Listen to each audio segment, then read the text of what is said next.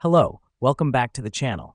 Today we're diving straight into how to set up your very first project on Zoho, the 2025 edition. Let's get started.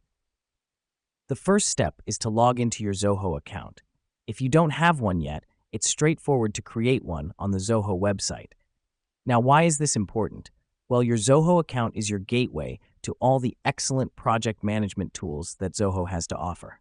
Next up, once you're logged in, you'll see a dashboard. Here's where the magic begins. On the left side, you'll see an option that says Projects. Go ahead and click on that. This helps us because it's the starting point for creating your new project within Zoho. Now that we've done that, you'll find a New Project button in the top right corner. Click on that.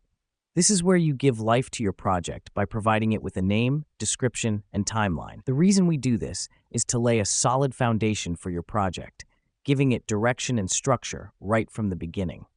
After that, you'll see an option to add team members to your project. You can do this by inputting their email addresses. This step is crucial as it allows you to bring in your colleagues or partners, fostering collaboration and communication within your team. Lastly, once your team is added, you'll see a Create button. Click on that, and voila, your Zoho project is set up. Let me explain why this matters. Clicking Create finalizes your project, making it live and ready for task assignments and progress tracking. And there you have it, folks.